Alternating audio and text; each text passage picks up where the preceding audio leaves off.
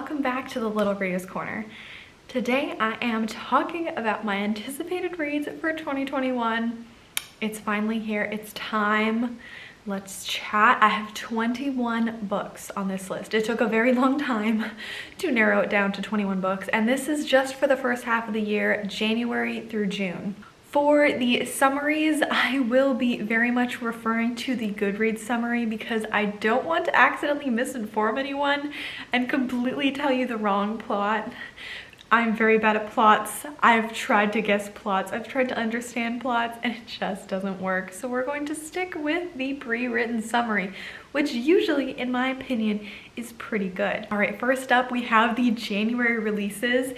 Yes, this video is being posted halfway through January, which means half of these has already been released, but you don't mind. We're fine. We're doing great. We're very chill. We're very calm. So let's go. The first book I have on my list is Wings of Ebony, and this is written by J.L. So this is described as a emotional debut fantasy. It is about a black teen from Houston who has her whole world upended when she learns about her own godly ancestry. She'll have to unearth the magic of her own true identity to save both of her worlds. So there's this hidden island of magic wielders, and Rue is the only half god and half human who is there. And the leaders of this island protect their own magical powers by thriving on human suffering. So what a good time. Wow. So Rue wants to see her sister on the anniversary of their mother's death. So she breaks this sacred law of do not leave and returns to Houston to discover that all of the black kids in Houston are being forced into crime and violence. And her sister, Tasha, is in danger of falling sway to the very forces that actually claimed their own mother's life. While all of this is happening, there's also a plague going on, and throughout the story, Rue has to embrace her own identity and wield the full magnitude of her ancestors' powers in order to save her neighborhood before the gods burn it to the ground. Now this sounds flipping fantastic. The cover, of course, is beautiful. This sounds like the perfect mesh of kind of realistic society, but mixed in with the fantasy elements that I absolutely love. I love all the character dynamics going on here, and I'm really excited to read this. Next up, we have Last Night at the Telephone Club. This is written by Melinda Lowe, and it's described as a gripping story of love and duty set in San Francisco's Chinatown during the Red Scare. It's kind of a historical fiction with a twist is what it sounds like. So it's about Lily Hu, and she is kind of going through questioning her identity, and one day she walks into the Telegraph Club with her friend, and the Telegraph Club is a lesbian bar. And all of this is going on in America in 1954. So it's not a safe place for two women to fall in love, and this whole Red Scare paranoia is really freaking everyone out, of course. While all of that is going on, Lily is also facing a lot of turmoil at home because her father is currently facing deportation. So Lily and the other character, Kathleen, are risking everything to let everyone else see the love that lights their own day while they're dealing with all of these other things. So this sounds fantastic. I'm really excited to read more historical fiction this year. I did not read really any last year that I can think of, so I'm excited to get back into the genre, and this sounds like the perfect book to do just that. Okay, the next book I know for sure has already come out because I already saw it at the bookstore and I almost bought it, but I have way too many other books on my current TBR, so I need to be patient, I need to wait. But I'm very excited to read this book this year, and that is Happily Ever Afters, and this is written by Elise Bryant. So this is a contemporary romance, and it's about 16-year-old Tessa Johnson, who just hasn't ever really felt like the protagonist of her own life. She just never has seen herself reflected in the pages of a romance book, and that just makes it all the more tough. And the only place that she can actually visually see herself is in her own writing. And she writes these beautiful love stories that she and her best friend enjoy. But then Tessa gets accepted into a creative writing program of a very prestigious art school, and she's excited to finally show her stories to the world. But when she gets to her first workshop, she just feels a lot of writer's block and she just can't get the words out. Tessa and her friend Carolyn decide to make all of these really cute happily ever afters little steps to inspire Tessa's own romantic life, to maybe spark some creativity in her stories. But as Tessa is checking off these little boxes for this happily ever afters list, she is finding she's getting actually further away from the person that she knows, and she's also falling in love, but she's not sure if it's the one she wants.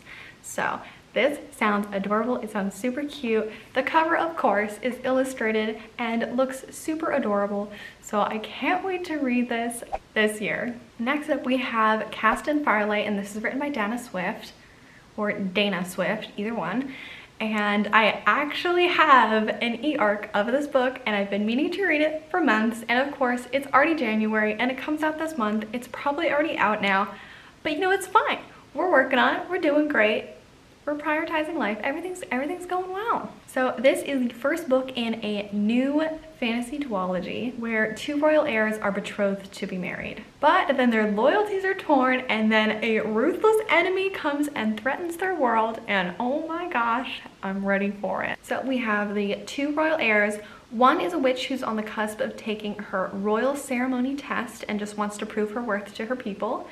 And the other one is a competitive wizard who's mastered all 9 colors of magic and is a boy who's anxious to return home for the first time since he was a child. With this arranged marriage, they would actually be bringing together the 2 most powerful kingdoms in all the land. Suddenly, this criminal underbelly of their worlds starts coming up. There is evil, there is villainy coming up, and they need to learn to trust each other during this time of turmoil. So it sounds like a good time. Next up, we have You Have a Match, and this is by Emma Lord. So I also have an e-arc of this, and I also need to get on it and read it soon because I was really excited to read this after I read Emma Lord's last book, which was her debut, and that was Tweet Cute. I was so excited to read it. I got the arc, loved it, and now I'm really excited to read her next one. So this is about Abby, who signs up for a DNA service, and it's mainly to kind of encourage her best friend slash secret love interest Leo to kind of do the same thing, I think. She already knows who she is, but then, you know, she gets the results of the DNA test back.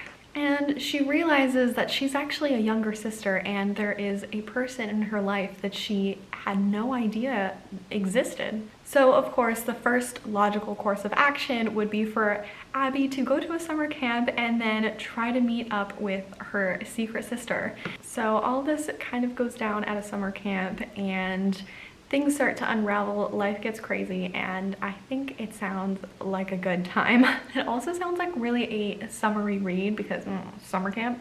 So this might be also like a real good spring summer read I'm excited for.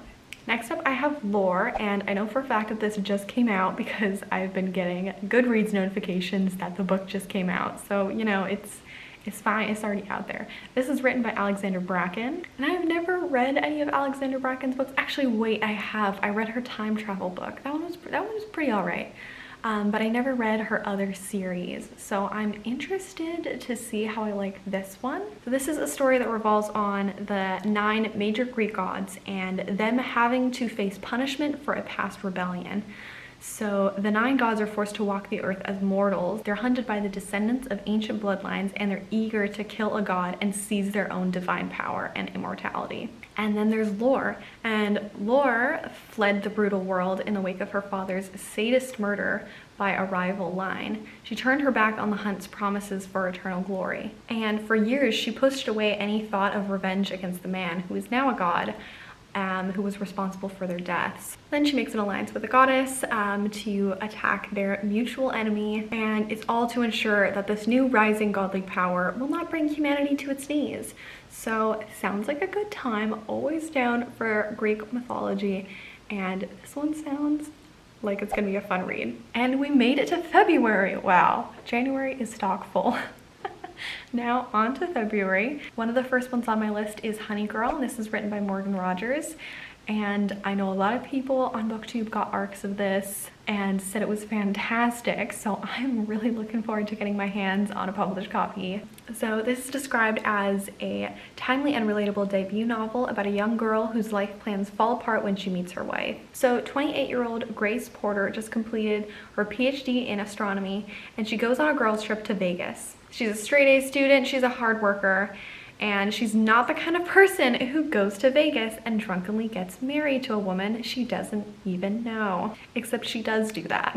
So this big moment and big change in her life leads her to ask why she doesn't feel more fulfilled from her degree and from her current passions in life. So under the weight of expectations from her father and from everyone around her, she decides to flee Portland and go to New York to spend the summer with her new wife. But even when she is in New York, that doesn't mean that she escapes all the problems that she's dealing with. And at some point she has to face the big questions in her life, which is what she wants to do and navigating adulthood.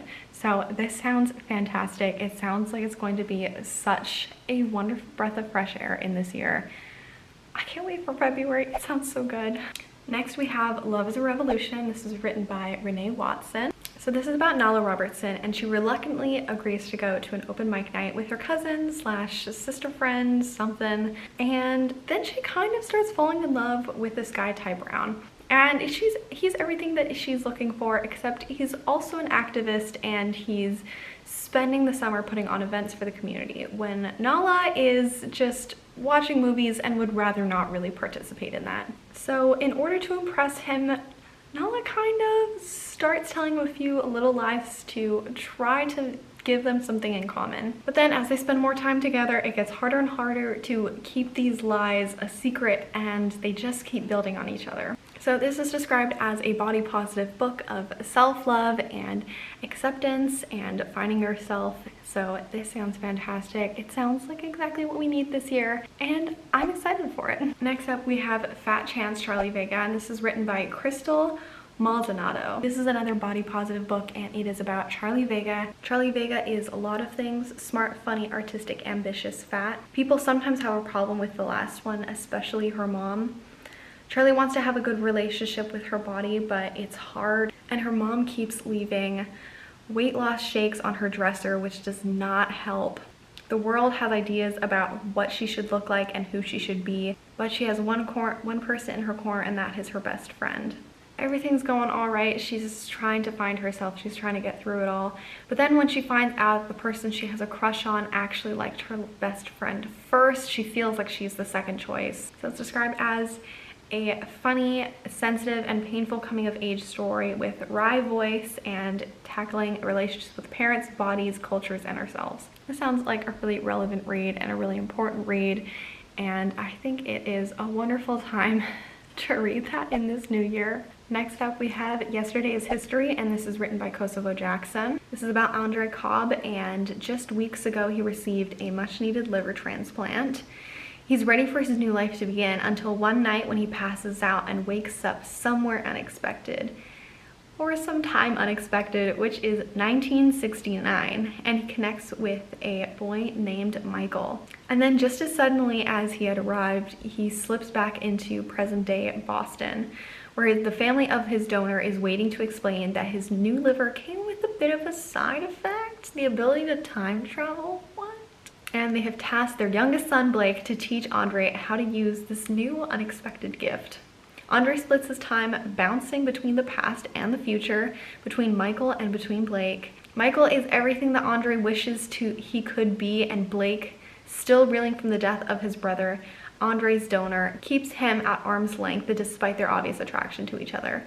Torn between these two boys, one between the past and one in the present, Andre has to figure out where he belongs and, more importantly, who he wants to be, along with the consequences of jumping between times. So this sounds like a really interesting time travel book. I love time travel stories. I'm always ready to read more. I'm excited to be looking into this one this year. And I love that this one brings in the consequences of health as well within this. So that's going to be really interesting to see how that plays a part. And with two simultaneous possible love stories, maybe one's just a friendship, but I don't know. I feel like there's more. We'll see. Next up is a book that I feel like I don't need to say a lot about because of course it's on my list. Of course it's on a lot of people's lists. It's A Court of Silver Flames, written by Sarah J. Maas. Yes, it's the next book in the ACOTAR trilogy, or I don't know, what's it called? The books, the Court of Thorns and Roses trilogy, not trilogy, the series. I don't care. This is the next installment. This one focuses on Nesta. If you haven't read the other books, you probably should. I hear that the Court of Frost and Starlight was important. I did read that. It's basically a novella, but I don't want to read too much about this description right here. I know it's about Nesta, and it's a Sarah J. Maas book, and I'm really excited. I really enjoyed the series. I don't remember what happens in the last 3 or 4 books, so yeah, I should probably check that out. I don't think I have the power to read all of them again, but you know, it's great. So anyways, that book's on my list. We saw it coming, it's fine. So this next one is for March, and that is The Unbroken, and it is written by C.L. Clarke. Terrain is a soldier who was stolen as a child and raised to kill and die for the Empire. Her only loyalty is to her fellow conscripts. But now her company has been sent back to her homeland to stop a rebellion, and the ties of blood may be stronger than she thought. Luca needs a turncoat. I don't know what that is. Someone desperate enough to tiptoe the bayonet's edge between treason and orders. Is that what a turncoat is? Maybe.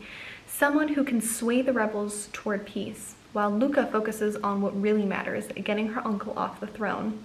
Through assassinations and massacres in bedrooms and in war rooms. Terrain and Luca will haggle over the price of a nation, but some things aren't for sale. This sounds fascinating. I love how vague the plot is. You just get a little bit of plot points. I hope there's a lot of characterization, since that's my favorite part in books. But the cover looks fan-flipping-tastic, and I'm ready. I'm excited. Let's do this. Let's go. And now we move on to April. Yes, we made it to April. The book on my list for April is Slingshot, and this is written by Mercedes Helnwein or Helnwein, depends on the origin. I also have an arc of this, but luckily it's coming out much later this year, so I can focus on the other books I'm reading. Organization. So this is about Grace Wells, who has resigned herself to the particular loneliness of being 15 and stuck at a third-tier boarding school in the swamps of Florida, when she accidentally saves the new kid in her class from being beaten up with the single aim of a slingshot. And with this new kid, Wade, that she's kind of friends with, she discovers a new way of life in the swampy loneliness of Florida. So this story is about her falling for Wade and the weird little conversations they have about wormholes and skipping school and finding all the rules optional. And it's described as a story about 2 people finding each other and then screwing everything up. Also has topics on soulmates, friendship, stupidity, sex, bad poetry, and all the indignities of being in love for the first time. That sounds like a wild ride. Ooh, gosh, don't want to be 15 again. No. And we made it to May, which happens to be a very jam-packed month. I don't know why, but it just is. So next we have Project Hail Mary, which is by Andy Weir. Very excited to read another Andy Weir book. Love him. Met him once at a thing. It was cool.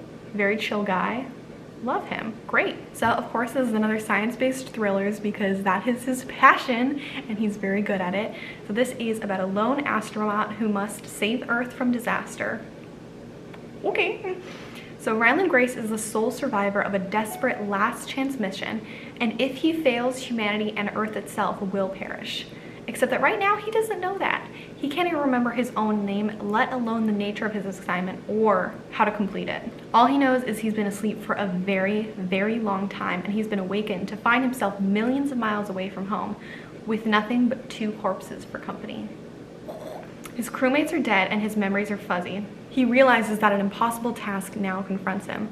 Alone in this tiny ship that's been cobbled together by every government and space agency on the planet, hurled into the depths of space, it's up to him to conquer an existential level threat to our species. And thanks to an unexpected ally, he might just have a chance. Part scientific mystery, part dazzling interstellar journey, Project Hail Mary is a tale of discovery, speculation, and survival.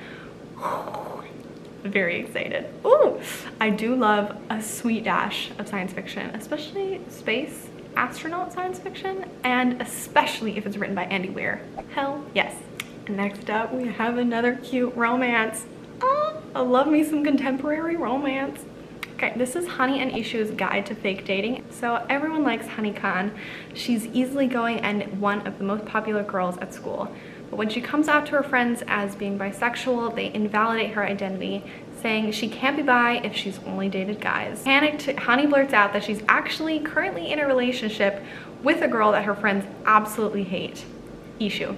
Ishu is the complete opposite of Honey. She's an academic overachiever who hopes to become head girl and will set her on the right track for college. But Ishu agrees to help Honey if Honey can help her become more popular so that she stands a chance of being elected head girl. Despite their mutually beneficial pact, they start developing, you guessed it, real feelings for each other. But relationships are very complicated, and some people will do anything to stop two Bengali girls from achieving happily ever after together. I mean, the fake dating trope exists and is alive and is well. I'm very thrilled to read this. It looks super cute and fun and great. I'm ready. I'm excited. Did you know that? Have you guessed that by now? I promise we're getting close to the end. I know, I'm sitting here sweating. You probably are too. We're doing great. We can do this. Next up, we have The Ones We're Meant to Find, and this is written by Jeon Hee. This plot is the most vague and intriguing of any of the 2021 releases I've read so far, I think. Of the summaries I've read so far. So it's described as a twisty, surprising, and engaging page turner with science fiction and a satisfying resolution. We'll see about that. But it's about C, who woke up on an abandoned island 3 years ago with no idea how she was marooned there, and she only has a rickety house, an old android, and one memory. And that is that she has a sister and she intends to find her. Then we have the STEM prodigy Casey, who wants to escape from the science and home she once trusted. The Eco City, Earth's last unpolluted place, is meant to be a sanctuary for those committed to planetary protection, but it's populated by people willing to do anything for refuge, even lie. Now she'll have to decide if she's ready to use science to help humanity, even though it failed the people who mattered most. I have no idea how this will end, but the cover is gorgeous. And of course, we love a beautiful cover and we love an intriguing and fascinating sounding summary. So I'm excited to read this. Next up is a nonfiction that I am super thrilled and excited to read. I wasn't really expecting it, but it makes so much sense. So if you have listened to the Anthropocene Reviewed, which is a podcast by John Green, it is fantastic.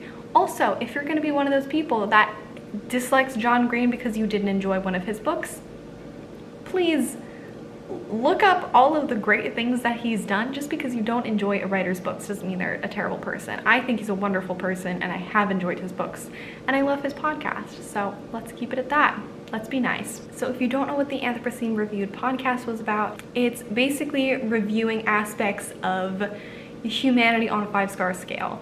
Sounds weird, but for instance, he talked about the o'o bird, which is a native Hawaiian bird. He talked about refrigerators and I think vaccines at some point, and the song Auld Lang Syne, a whole bunch of things. And he brings in personal essay as well as history and a whole lot of research and makes it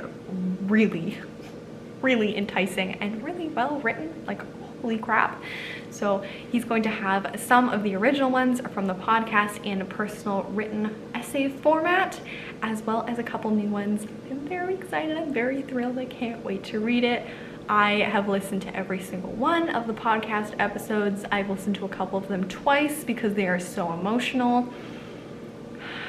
I've never cared so much about potatoes before listening to his podcast. So if you haven't listened to it, check it out, give it a listen, give it a try. If you hate it, fine, live your life, enjoy other things. I love it and I can't wait to read the personal essay formatted book. And we've made it to June, the last month. Now I just have a few more books that I'm excited for this first half of the year. We're almost done, we're almost through, we've almost made it. Next on my list is The Jasmine Throne by Tasha Suri. and this is the beginning of a new trilogy that's set in a world inspired by the history and epics of India, in which a captive princess and a maidservant in possession of forbidden magic become unlikely allies on a dark journey to save their empire from the princess's traitor brother. Now that is a mouthful of excitement. Oh my goodness, this sounds fantastic. So imprisoned by her dictator brother, Malini spends her days in isolation in the Hirana, an ancient temple that was once the source of the powerful, magical deathless waters, but is now little more than a decaying ruin. Priya is a maidservant, one among several who made the treacherous journey to the top of the Hirana every night to clean Malini's chambers. She is happy to be anonymous so long as it keeps anyone from guessing the dangerous secret that she hides. But when Malini accidentally bears witness to Priya's true nature, their destinies become irrevocably tangled. One is a vengeful princess seeking to depose her brother from his throne. The other is a priestess seeking to find her family. Together they will change the fate of an empire. I can't believe I have to wait until June. This sounds fantastic. Next we have Jay's Gay Agenda, and this was written by Jason June and takes place in Seattle. If you don't know, I lived in Washington State for like 4 years, so you know, respect. There's one thing Jay knows for sure. He's statistic anomaly as the only out gay kid in his small rural Washington town. It's likely. While all his friends can't stop talking about their own heterosexual hookups and relationships, Jay can only dream of his own firsts, compiling a romance to-do list of all the things he hopes to one day experience. His gay agenda. I love it. Then against all odds, Jay's family moves to Seattle and he starts his senior year at a new high school with a thriving LGBTQIA+ community. The first time ever Jay feels like he's found where he truly belongs, where he can flirt with very sexy boys and search for love. But as Jay begins crossing items off his list, he'll soon be torn between his heart and his hormones, his old friends and his new ones. Because after all, life and love don't always go according to his plan. From a debut novelist comes a moving, hilarious, sex-positive story about complexities of first loves, hookups, and first heartbreaks. How to stay true to yourself while embracing what you never saw coming. Sounds like a gosh darn good time, doesn't it? I think it does. I think it does. 2 more books, everybody. We're almost there. Next, I have Better Together by Christine Riccio. I was able to get an e-arc of her first book. I read it. I loved it. I saw her on tour. It was a dream come true. Lived my dreams. And now there's another one coming out. This is a completely separate book, has nothing to do with the first one, but I'm very excited. So in a brief pitch, it's Freaky Friday meets The Parent Trap. It's about sisters, second chances, romance, and finding yourself. So Jamie is an aspiring stand-up comic in Los Angeles with a growing case of stage anxiety, and Siri's a stunning ballerina from New Jersey nursing a career-changing injury. They've both signed up for the same session at an off-the-road rediscover yourself retreat in Colorado. When they run into each other, their worlds turn upside down. Oh. Jamie and Siri are sisters torn apart at a young age by their parents' volatile divorce. They've grown up living completely separate lives, Jamie with their dad and Siri with their mom. Now reunited after a decade apart, they hatch a plot to switch places. It's time they get to know and confront each of their estranged parents. With an accidental assist from fortuitous magic, Jamie arrives in New Jersey looking all the world like Siri, and Siri steps off her flight sporting a Jamie glamour. The sisters unexpectedly find themselves stuck living in each other's shoes. Soon, Siri's crushing on Jamie's best friend Dawn, and Jamie's falling for the handsome New Yorker she keeps running into. So alongside a parade of hijinks and budding romances, both girls work to navigate their broken family life and stresses of impending adulthood. Sounds like a good time. I love both Freaky Friday and The Parent Trap, so mash them up together. Toss in some modern themes, and I'm ready.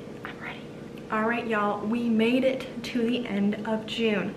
I don't know if this is the end of, it comes out sometime in June, but it's the last book on my June list. That is One Last Stop by Casey McQuiston. Yes, that's right, I'm excited. So for cynical 23-year-old August, moving to New York City is supposed to prove her right that things like magic and cinematic love stories don't exist, and only smart way to go around life is alone. She can't imagine how waiting tables at a 24-hour pancake diner and moving in with too many weird roommates could possibly change that. And there's certainly no chance of her subway commute being anything more than a daily trudge through boredom and electrical failures. But then there's a gorgeous girl on the train. Yes, there is. Yes, there is. Jane, dazzling, charming, mysterious, impossible Jane. Jane with her rough edges and swoopy hair and soft smile, showing up in a leather jacket to save August's day when she needed it most. August's subway crush becomes the best part of her day, but pretty soon she discovers that there's one big problem. Jane doesn't look like an old school punk rocker. She literally displaced in time from the 1970s. Oh my God. And August is going to have to use everything she tried to leave in her own past to help her. Maybe it's time to start believing in some things after all. Now, is this a hint at a possible time travel situation? I'm not sure.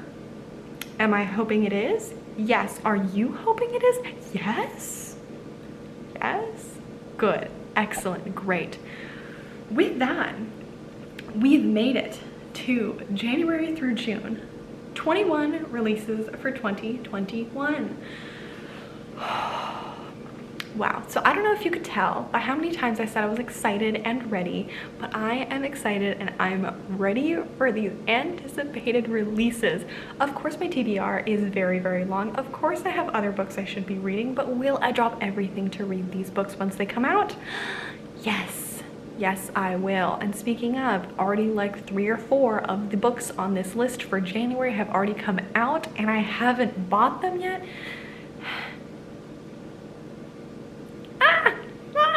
It's coming. It's coming. We must be patient. We must breathe. So let me know if any of these books are on your anticipated releases list as well. Did I miss any? I'm quite sure that I did. I had to really narrow it down from the 30 or 40 books I originally had on this list to try to just get it to 20/21. Ooh. So I'm sure there are many amazing books that I completely forgot to put on this list, or just I had to prioritize other ones. So let me know what you are excited to read, if there are any similar to mine. And if you made it this far in the video, put a little heart in the description. If you have access to emojis, make a little colorful heart from an emoji. If you don't, just, you know, do the less than 3, or you can just say the word heart, and I would love that as well.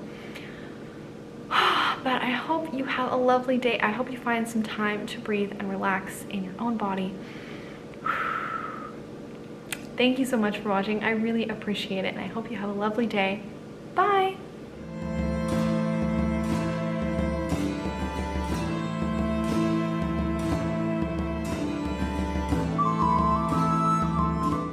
Thriving on human suffering. Excuse me? Do you hear my fridge? Okay, we're just gonna go through that.